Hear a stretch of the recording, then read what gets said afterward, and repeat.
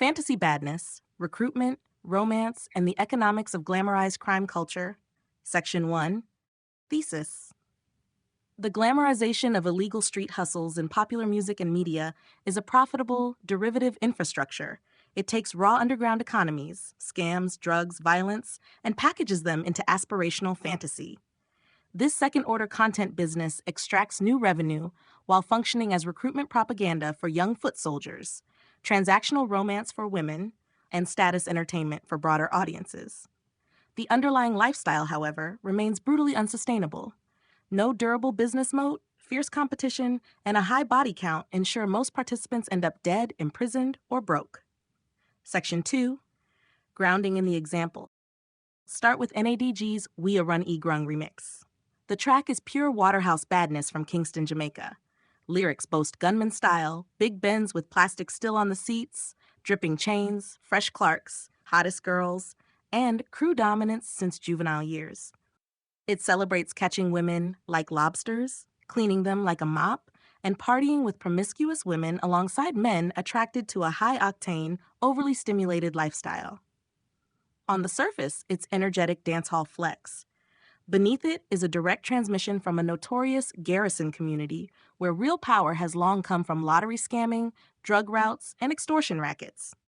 Music success provides the visible bends and chains for the few who break through.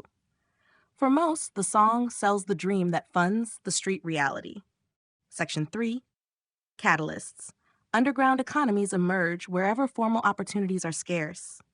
In high poverty, weak institution environments, young men turn to hustles that offer fast cash and status.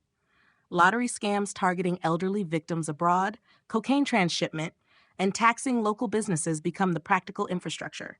These are not romantic, they are rational responses to limited, legitimate paths. Music then does what it has done for centuries. It turns that survival into story.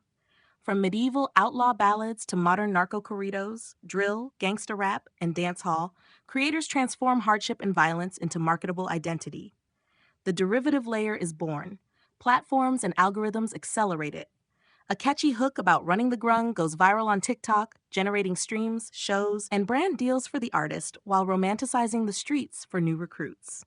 This content is brought to you by Bobby Gigs. Promote your brand here and reach a wide audience across platforms like YouTube, Instagram, and Facebook. Follow the links in the description to get started. Section 4. Mechanics of the derivative layer. This is second-order extraction. The first layer, the hustle, produces drama, risk, and real bodies. The second layer, songs, videos, social content, packages that drama into cool, rebellious entertainment. Revenue flows to artists, labels, streaming services, and fashion lines without the participants bearing the daily physical cost. It sells escapism to those trapped in the system and voyeuristic thrill to outsiders. The same pattern appears globally. Mexican corridos glorify cartel life, Italian-American mafia stories romanticize racketeering, Japanese Yakuza tales mythologize honor codes, and outlaw country sings of bootleggers and rebels. The archetype is human, not racial. It thrives wherever poverty meets media technology. Section 5. Real-world stakes. The fantasy has teeth. Dancehall and similar genres serve as powerful recruitment tools. Young men hear We A Run E Grung and see the lifestyle as a viable path to respect and money.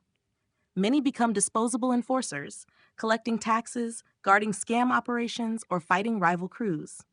Women are positioned as prizes in a hyper-masculine transactional economy, contributing to elevated gender-based violence and high numbers of unsupported children in these communities.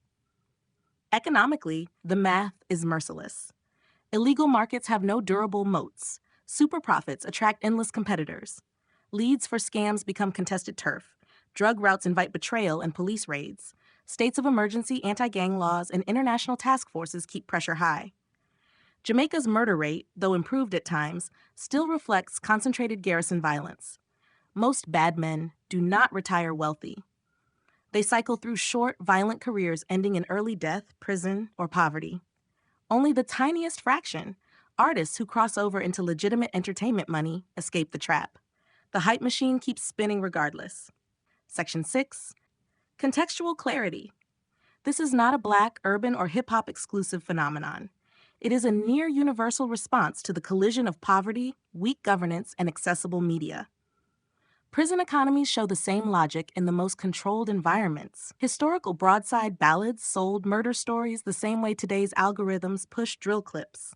The glamorization does not create the underlying conditions, it reflects and amplifies them.